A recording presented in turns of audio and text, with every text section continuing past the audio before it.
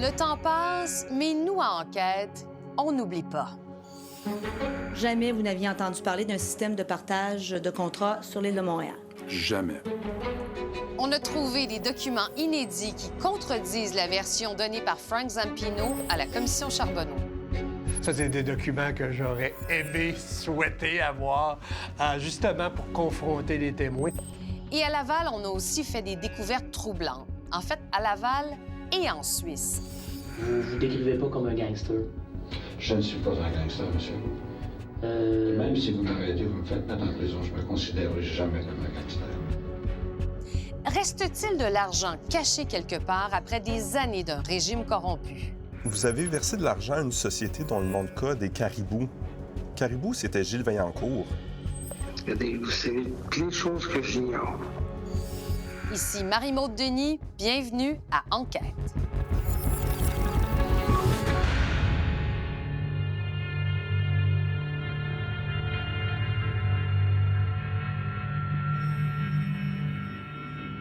Voici la fin du règne de Gilles Vaillancourt comme vous ne l'avez jamais vu. Dans ces vidéos de filature obtenues par Enquête, les policiers épient les faits et gestes du maire qui règne sans partage sur Laval depuis plus de 20 ans. Contrairement à d'autres stratagèmes qu'on voyait dans d'autres villes ou dans d'autres sphères de la société, c'est que c'était dirigé par le maire. La police s'intéresse à ces rencontres, dans la rue, dans des restaurants, et même la nuit dans un stationnement. Les policiers constatent alors que le maire fait des manœuvres de contre-filature. Il change de direction quand il se déplace et il utilise plusieurs téléphones, craignant être sur écoute électronique. À quel moment vous avez pris conscience que Vaillancourt, là, il était à la tête d'une organisation criminelle? Quand j'ai perquisitionné à ces commerces, je vous dirais, j'avais la conviction que c'était ça. Le 9 mai 2013, Gilles Vaillancourt et 36 autres personnes sont accusées à la suite d'une retentissante opération de l'UPAC. Bonjour, M. Vaillancourt. Voici ce que j'ai à déclarer. J'ai plaidé non coupable. J'ai beaucoup d'arguments à faire valoir devant le tribunal au moment opportun. Le maire est même accusé de gangstérisme. Gangstérisme, c'est pas rien, M. Vaillancourt. Mais retrouver l'argent volé au Lavallois, c'est un gros défi. Le jour de leur arrestation, Gilles Vaillancourt et ses co-accusés sont interrogés au quartier général de la Sûreté du Québec. Loin des caméras de télévision, les enquêteurs s'efforcent de retracer des millions de dollars. Plusieurs refusent de coopérer. Vous avez amassé des millions, M. Vaillancourt. Oui, monsieur, vous êtes très choquant, là. Vous avez ramassé des millions. Vous êtes très choquant, monsieur. Est-ce que c'est parce que vous placez cet argent-là dans des comptes offshore? Vous gérez des porte-monnaies? Les Suisses, le Panama, le Liechtenstein, ça nous permet d'obtenir des renseignements sur des personnes au pays qui ont ouvert des comptes. Vous pouvez sans doute le deviner. 3 ans plus tard, l'ex-maire Vaillancourt plaide coupable à des accusations de fraude, de complot et d'abus de confiance. Il remet des millions de dollars et un appartement à Laval. Des remords, M. Vaillancourt? L'argent qu'on a eu de M. Vaillancourt, l'argent qu'il avait caché en Suisse et ailleurs, c'est environ 10 millions. 10 millions, c'est beaucoup. Mais notre enquête montre que des millions de dollars d'origine douteuse dorment peut-être encore dans des paradis fiscaux.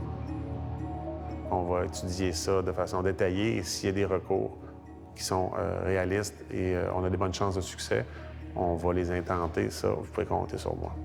Je vous dirais, ça serait un beau cadeau qu'on trouve d'autres argent qu'il ne nous a pas révélé.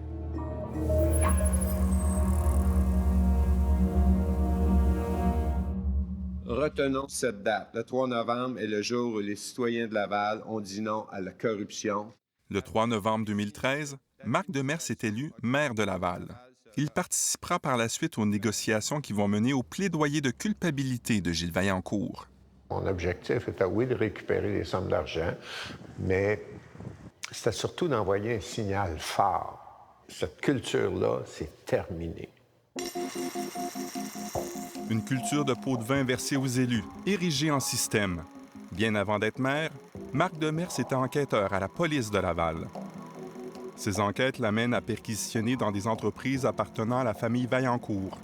Furieux, Gilles Vaillancourt tentera de faire dérailler l'enquête. Je me rappelle qu'il a appelé le directeur de police de l'époque, puis il a dit, ben écoute, c'est moi qui t'ai donné ta job, là, qu'est-ce qu'ils font ici?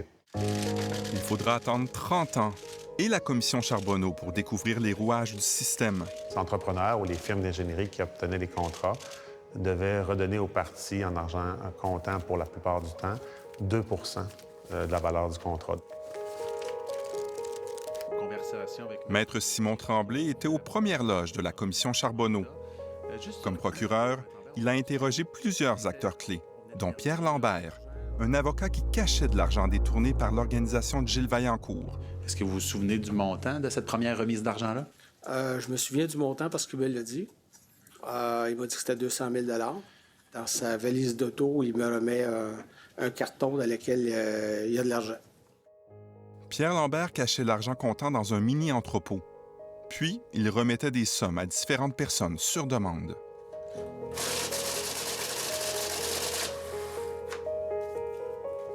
Dans cette vidéo, jamais diffusée, on voit le moment où Pierre Lambert remet des liasses d'argent aux enquêteurs de la commission Charbonneau. 1000 fois. Pour résumer un peu, vous avez récolté approximativement 2 millions et pour lequel il vous reste environ 720 000 $ que vous nous avez remis. Ces témoignages secouent le Québec. Et les nouvelles de Laval ont des échos à des milliers de kilomètres, jusque dans les banques suisses. Le gouvernement suisse déclenche aussi sa propre enquête. Je savais qu'il y avait eu des démarches avec la Suisse, mais de dire que les autorités suisses eux-mêmes avaient enquêté, ça, je ne le savais pas.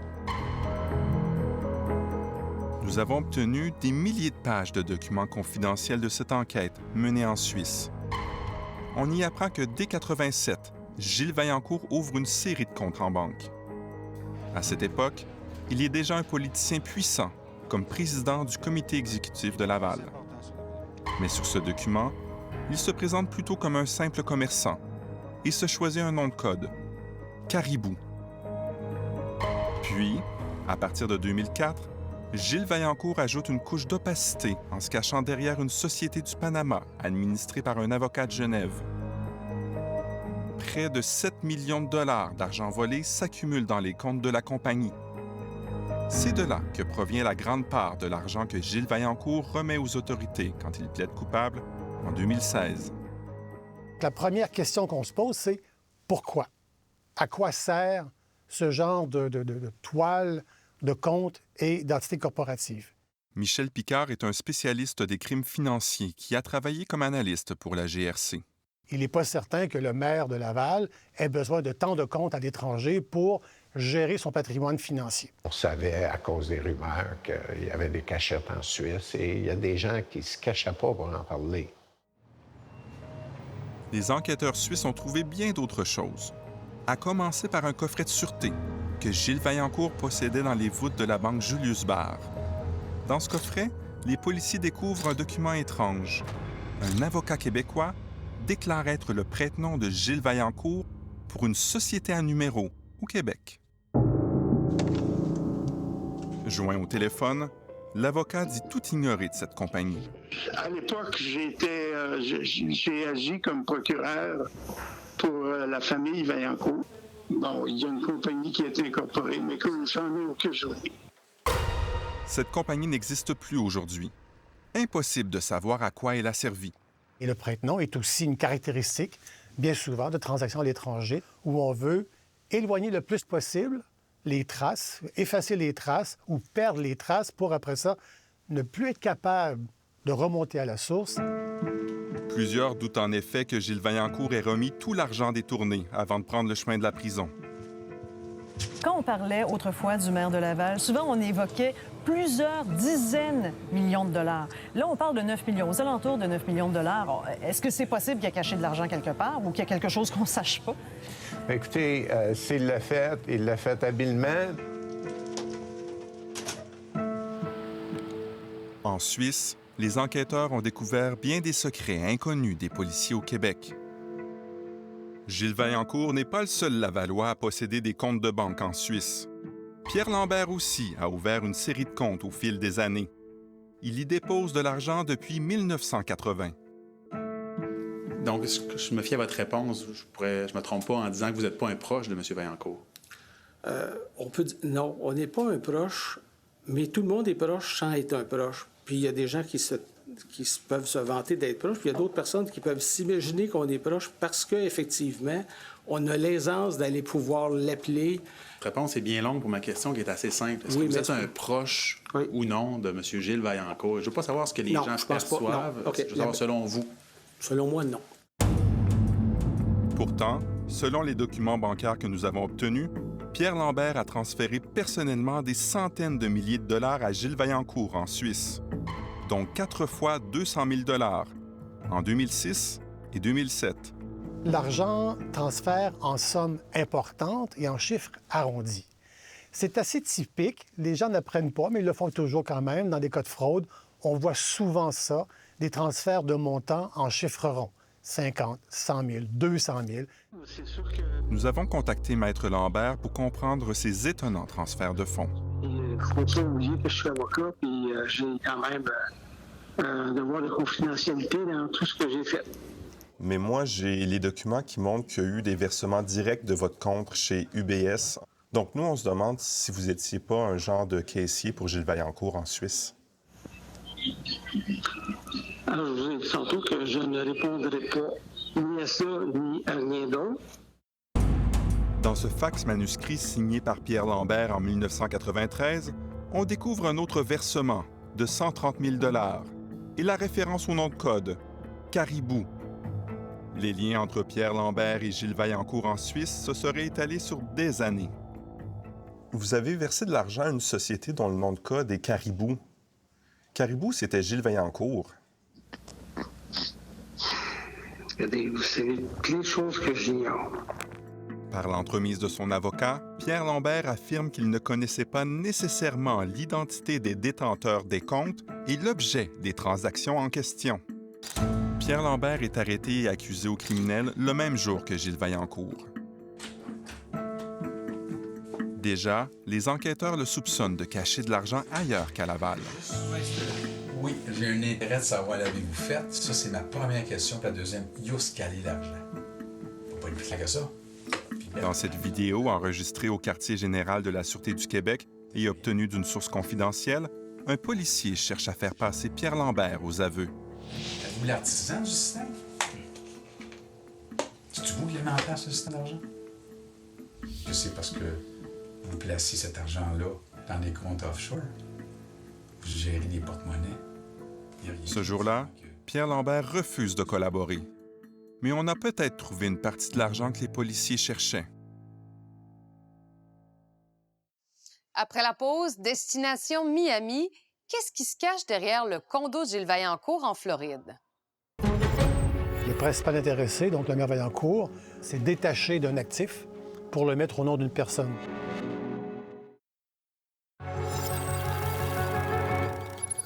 Un condo en Floride, ça peut être très utile pour profiter du soleil. Mais vous allez voir que dans l'histoire de Gilles Vaillancourt, ça peut aussi être bien pratique pour mettre de l'argent à l'abri des regards.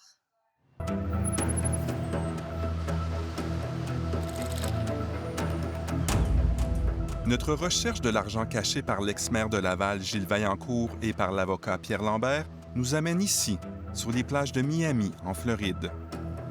En 2006, l'épouse de Gilles Vaillancourt achète un condo au Tropicana, sur la prestigieuse avenue Collins. Le vendeur est une obscure compagnie des Bahamas, Florim. Cette propriété, qui vaut aujourd'hui 1 million de dollars, n'a pas été remise aux autorités lorsque Vaillancourt a plaidé coupable. La mystérieuse compagnie Florim a par la suite transféré un montant équivalent au prix du condo vers le compte de l'avocat suisse de Gilles Vaillancourt. Si effectivement la propriété du condo était celle de M. Vaillancourt par une personne interposée, bien, l'argent part de la poche gauche part vers la poche droite. Une des suggestions qu'on pourrait faire, c'est que le principal intéressé, donc le maire Vaillancourt, s'est détaché d'un actif pour le mettre au nom d'une personne. Donc, si lui est poursuivi, l'actif est inattaquable. Puis, En 2010, l'argent est transféré dans un autre compte appartenant à l'avocat Pierre Lambert.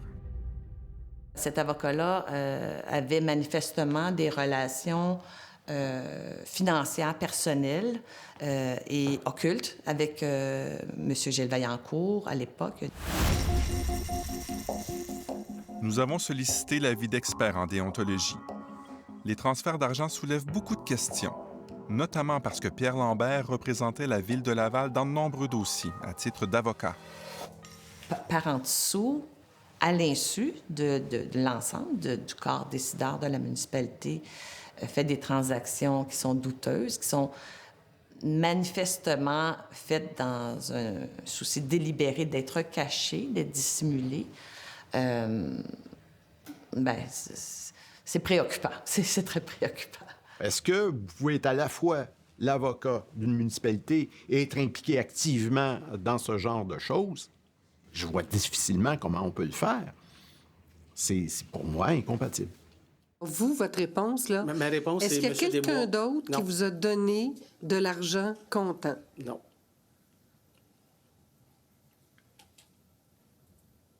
La commission Charbonneau a talonné Pierre Lambert pour comprendre l'ampleur de son rôle dans le détournement d'argent à Laval. Je vous demande, est-ce que, à part Roger Desbois, est-ce qu'il y a d'autres personnes qui vous ont remis de l'argent comptant à Laval ou autres municipalités? Il n'y a personne qui m'a donné d'autre argent comptant à Laval. Alors, on sent qu'il y aurait une autre question qu'on pourrait vous poser. On n'a jamais entendu parler de son rôle avec Gilles Vaillancourt en Suisse. Et même lors de la commission Charbonneau, il disait qu'il ne connaissait pas vraiment Gilles Vaillancourt. Je ne suis peut-être pas en mesure de vous dire que dans ce cas-là, est-ce qu'il y a eu ou non des fausses déclarations, mais si c'est le cas, c'est très grave. Pierre Lambert nie avoir menti à la commission Charbonneau. Et ce n'est pas le seul maire avec qui Pierre Lambert faisait secrètement des affaires en Suisse.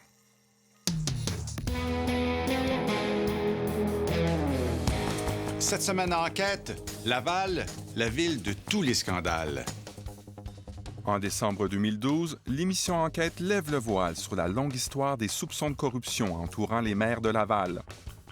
Le reportage affirme que l'ex-maire Claude Lefebvre et son collecteur de fonds auraient touché des millions de dollars. Le journaliste Christian Latreille questionne sans détour le prédécesseur de Gilles Vaillancourt, Claude Ulysse Lefebvre. Cet argent-là a été transporté dans des valises à Montréal jusqu'aux Bermudes. Ensuite de ça, il a été transféré en Suisse. Monsieur, c'est de la... Bon, écoutez, si vous avez les preuves, mettez-les là. Je veux dire, vous allez comprendre qu'à ce moment-là, je suis coupable de fraude. Ce sont des insinuations, quant à moi. Eh bien sûr que je me révolte. Je m'ai fait en entrevue. Mais pour quelle raison? Une maudite bonne raison. 10 ans plus tard, les documents bancaires secrets obtenus par enquête montrent qu'au moment de cette entrevue, Claude Lefebvre détenait bel et bien de l'argent en Suisse au nom d'une fondation incorporée au Liechtenstein. Ce compte de banque secret a été ouvert en 1985, quelques semaines seulement avant son élection pour un deuxième mandat à la mairie de Laval. Au début des années 2000, Claude Lefebvre y détenait près d'1,5 million de dollars. Si on voit qu'il y a une continuité dans la pratique d'un maire à l'autre, on est en droit de se poser la question, est-ce qu'il n'y a pas là une corruption systémique? C'est-à-dire, bien voici, en plus de mon salaire d'élu, je peux aller chercher une coupe de 100 000, une coupe de millions, tout le monde se fait plaisir et tout le monde s'en met dans les poches. Qui gérait les avoirs du maire Lefebvre en Suisse? Nul autre que Pierre Lambert. Nos documents montrent que c'est lui qui donne les instructions de retrait aux banquiers. Et les principales sorties de fonds sont dirigées vers son propre compte en Suisse. Plus de 600 000 $ entre 2002 et 2010. On sait que vous avez aidé M. Lefebvre à gérer son compte en Suisse. J'ai aucun commentaire sur des choses qui sont des insinuations. Il y a même eu plusieurs transferts d'argent dans votre propre compte chez UBS au cours des années. Je vous ai dit, j'ai pas de commentaire à faire sur ce sujet-là. L'empreinte de Pierre Lambert est visible partout à Laval. Comme avocat, il a piloté de nombreux dossiers sous l'administration Vaillancourt, dont l'implantation de ce campus universitaire et la construction d'un amphithéâtre au coût de 180 millions de dollars. La Place Belle est un centre sportif ultramoderne situé au cœur du nouveau centre-ville de Laval. De plus, c'est un organisme à but non lucratif et non la Ville qui gère le projet.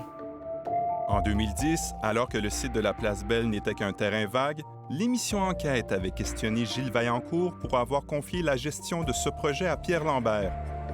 Le porte-parole est un avocat de la firme Dunton-Rainville, payé par Laval.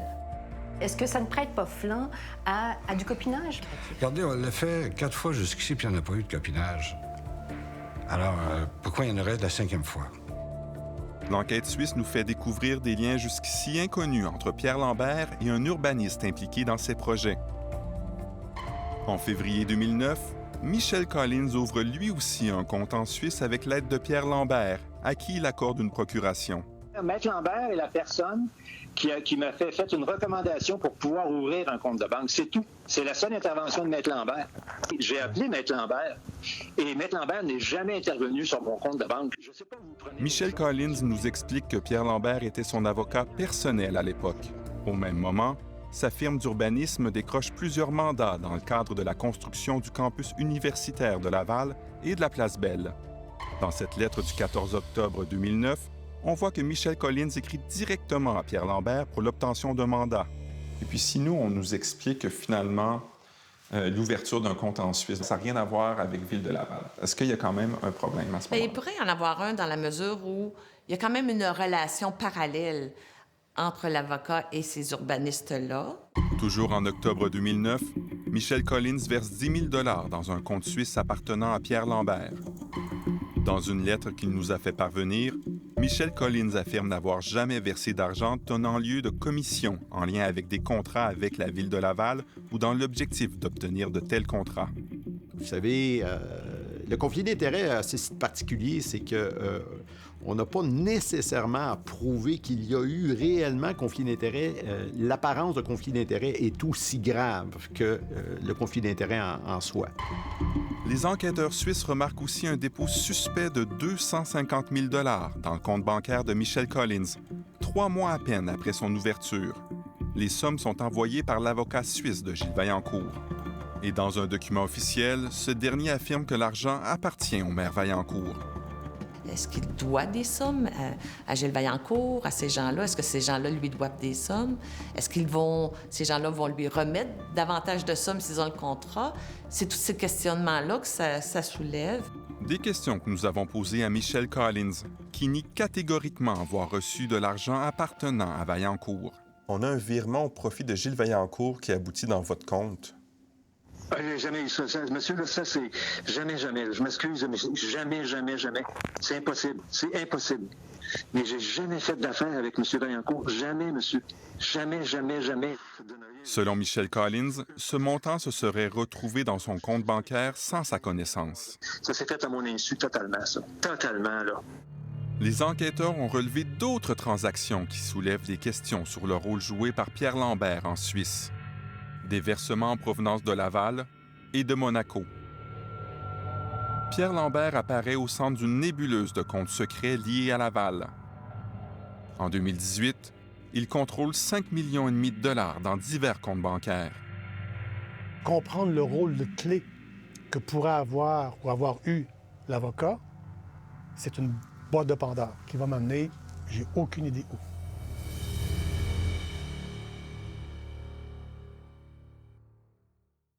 Au retour, on va vous révéler qu'il y a 10 ans, des enquêteurs en Suisse en savaient déjà beaucoup sur Laval. Comment se fait-il que leur rapport soit resté sur une tablette ici? Ça s'explique sans doute parce que présentement, c'est une enquête policière, donc comme toute enquête policière est confidentielle. Là.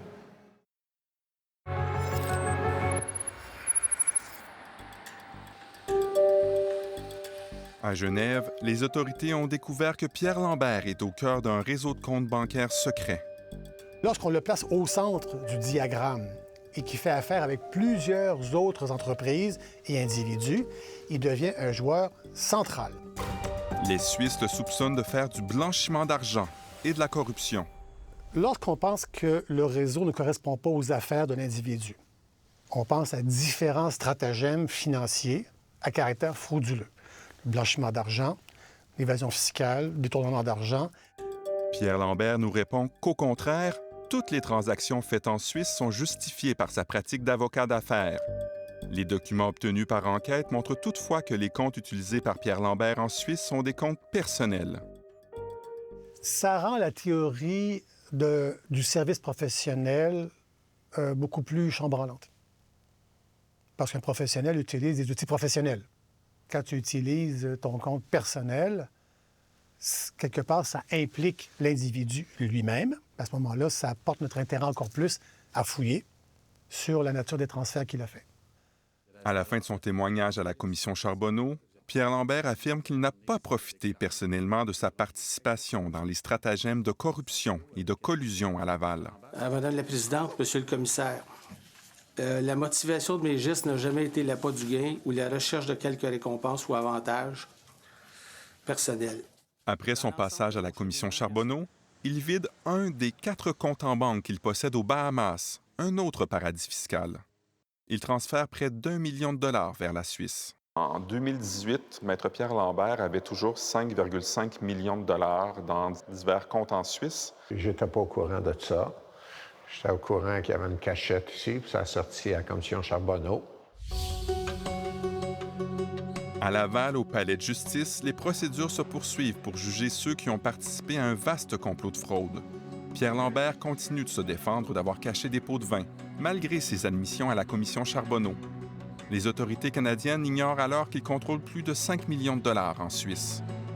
Ça s'est impliqué dans le dossier de Laval, donc on n'était pas au courant de ça. Gilles Vaillancourt, lui, rend finalement les armes et plaide coupable. En Suisse, les autorités frappent toutefois un mur. Depuis l'Europe, les enquêteurs n'arrivent pas à prouver que les différents montants ayant transité constituent le produit d'une activité criminelle. Malheureusement, les forces policières suisses partaient avec un pas en arrière pour statuer sur un blanchiment d'argent.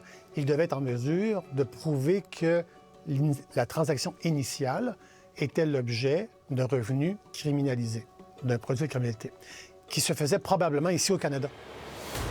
4 ans après le début de leur enquête, les Suisses transmettent donc aux autorités canadiennes la preuve accumulée et s'en remettent à elles pour suivre la trace de l'argent. Mais peu de temps après, les accusations contre Pierre Lambert tombent en raison des trop grands délais écoulés. Ils ont invoqué des délais trop longs, puis ils ont eu raison, puis ils sont... Au revoir, il n'y a plus de procès, c'est fini. Voilà. Les comptes bancaires de Pierre Lambert, qui avaient été gelés, sont alors débloqués et les informations sensibles récoltées par les Suisses n'ont pas de suite. Nous en révélons l'étendue pour la première fois. Le directeur des poursuites criminelles et pénales du Québec a refusé de nous accorder une entrevue. Notre volonté politique est simple. Si on a des motifs d'enquêter, de pousser plus loin ou de récupérer des sommes d'argent, la recommandation est claire. Nous allons continuer à récupérer des sommes d'argent. Moi, personnellement, c'est moi qui parle personnellement, même si à la fin d'exercice, c'est du 1 pour 1, c'est-à-dire que ça a coûté 5 millions pour aller chercher 5 millions supplémentaires, je pense que ça vaut la peine. Nous avons tenté d'obtenir des explications du maire Vaillancourt.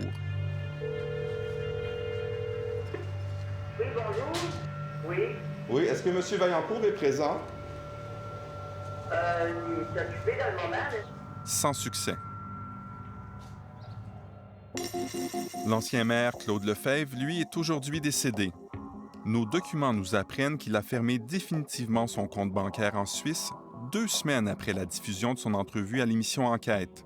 Des centaines de milliers de dollars sont alors transférés vers une autre banque en Suisse. Nous avons découvert où sont allés ces fonds. Si les Lavallois veulent d'un centre-ville développé en commerce... C'est un autre politicien de Laval. Daniel Lefebvre s'est présenté à 2 reprises à la mairie de Laval contre Gilles Vaillancourt, dont il était un farouche opposant. Je suis intervenu auprès des affaires municipales leur dénonçant certaines situations. Daniel Lefebvre est le fils de l'ex-maire Claude Ulysse Lefebvre. Les centaines de milliers de dollars que son père cachait dans le compte de banque d'une fondation de Liechtenstein ont abouti dans son propre compte bancaire, au Crédit Suisse. Il a accepté de nous rencontrer, mais sans caméra. J'ai jamais reçu d'argent de mon père. Jamais. As-tu un compte en Suisse? Non, je pense pas. Moi, pas. Regarde, dans s'il y a de l'argent en Suisse, là, je te jure qu'elle est encore là. Parce que, et moi, je suis pas au courant. Le lendemain, nous reparlons à Daniel Lefebvre au téléphone. Il dit finalement avoir reçu de l'argent de la Fondation du Liechtenstein, mais ignorer que ces fonds appartenaient à son père. Là, dans ma tête, là, c'est quoi ce nom-là? Je connais pas ça. C'est vous qui m'en avez donné plus. Parce que moi, là, mon premier réflexe, c'est de quoi tu me parles? C'est Pierre Lambert qui a orchestré le transfert de fonds entre Claude Lefebvre et son fils. Les documents que nous avons obtenus montrent clairement que c'est lui qui communique avec les banquiers. Ça ajoute l'intérêt à enquêter sur l'avocat. Donc, depuis combien de temps et de quelle manière et combien d'argent, on ne se limite pas aux quelques 100 000 du maire, combien d'argent cet avocat-là aurait transigé finalement en tout et partout. Ces nouveaux faits pourraient également déclencher une enquête disciplinaire du syndic du barreau, le chien de garde des avocats. Le syndic, non seulement devrait être préoccupé, il peut faire enquête, je l'ai déjà dit. Je vous dirais même que dans une telle situation, vu l'impact sur le public, je pense qu'un syndic, non seulement peut, mais devrait amorcer une enquête. Si c'est le cas, les règles de l'enquête seront différentes. Le professionnel a l'obligation de collaborer à une enquête du syndic, l'obligation de fournir les renseignements, les documents demandés, de donner accès à son dossier. S'il est convoqué, il a l'obligation de se présenter devant le syndic. Alors oui, il y a une obligation de collaboration. Contrairement au droit criminel, le professionnel n'a pas droit au silence. Puis est-ce que d'autres parties et d'autres personnes qui ne sont pas des professionnels pourraient être forcées à collaborer aussi ou à témoigner? Je pense par exemple à M. Vaillancourt. Absolument. Devant nos révélations, la Ville de Laval examine tous ses recours, y compris contre Gilles Vaillancourt. Si on a eu une entente avec M. Vaillancourt, et dans l'entente, il y a cette crainte-là qu'il y avait des prête-noms, de l'argent caché, mais on a mis une clause qui est très importante en disant que si, dans la déclaration de ses actifs, il ne dit pas toute la vérité, l'entente tombe, on garde l'argent et on peut réintenter des poursuites. Donc, je demanderais à Maître Pierre Lambert de bien vouloir s'approcher. Pierre Lambert a été radié 2 ans du barreau pour les faits qu'il a reconnus à la commission Charbonneau. Depuis, il a retrouvé son droit de pratique. Au cours des dernières semaines, il a quitté Laval. Il a vendu sa luxueuse maison sur le bord de la rivière des Prairies pour 2 millions de dollars. On ignore ce qui est advenu des 5,5 millions de dollars qu'il détenait en Suisse. Au téléphone, il dit souhaiter tirer un trait sur son passé. Pour moi, c'est il y a 13 ans, 15 ans, on a tout réglé ça. Et maintenant, j'essaie de vivre plus adéquatement. Ouais. Après 8 ans au pouvoir, Marc Demers et son équipe ont réussi à récupérer 50 millions de dollars volés durant l'ère Vaillancourt.